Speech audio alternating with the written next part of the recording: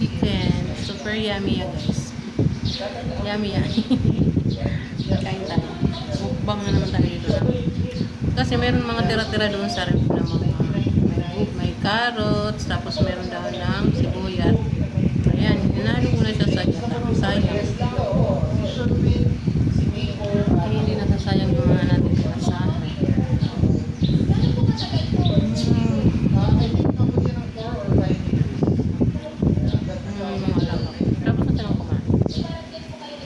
Tapos na silang kumain. Tapos yung isa nandito.